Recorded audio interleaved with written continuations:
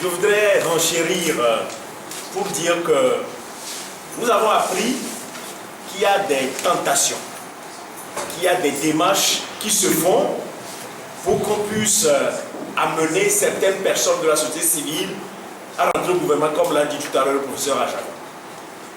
Et ça se fait en coulisses.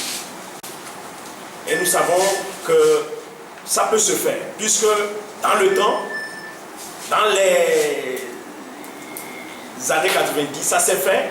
Après, vous savez, certaines personnes de la société civile qui ont eu à rentrer au gouvernement. Donc on les connaît. Donc nous voulons vous dire que nous avons eu, même tout à l'heure, avant que vous ne veniez dans cette salle, à tenir une réunion. Et au cours de la réunion, nous avons pris un engagement dans la chaîne d'union en disant que personne ne sera appelé à faire cela. Que quelqu'un qui aurait été contacté et qui l'aurait fait aura trahi son serment, aura trahi son engagement. Nous l'avons dit publiquement. Parce que vous n'êtes pas sans savoir que ce pouvoir est un pouvoir qui aime la corruption, qui aime dénicher.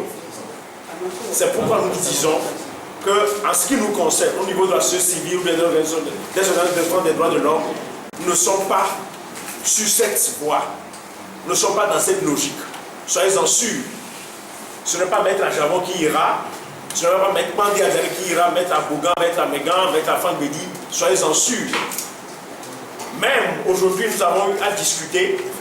Les partis politiques qui étaient présents ont dit qu'à aucun moment, ils n'ont songé rentrer à n'importe quel gouvernement.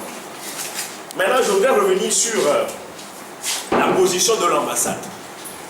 L'ambassade a dit qu'il faut respecter la volonté exprimée par les urnes, enfin la volonté du peuple togolais qui a été exprimée au cours des élections. Il s'agit de quelle volonté? La vraie volonté n'a pas été respectée.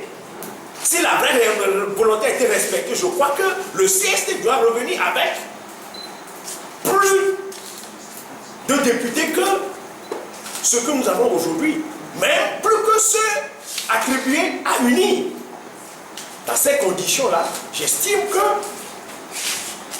qu'il reviendrait plutôt à l'ambassade de réfléchir sur la vraie volonté du peuple togolais qui a été exprimée. Et cette volonté aujourd'hui a été plutôt détournée à d'autres fins. Vous voyez, donc les fraudes massives qui ont gangréné ces élections prouvent à suffisance que cette volonté a été plutôt volée, n'a pas été respectée. Donc, vous avez demandé qu'est-ce qu'on va faire. Je crois que la résistance se poursuit. Ça va se poursuivre. Moi, je ne suis pas en train de parler à la place des politiques, mais je sais que on doit pouvoir se dire qu'il est temps de réfléchir autrement à cette lutte. Il est temps de réfléchir autrement à cette lutte.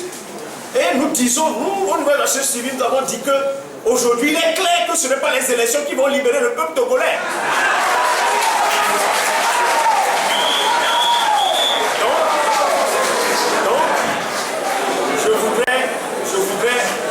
Je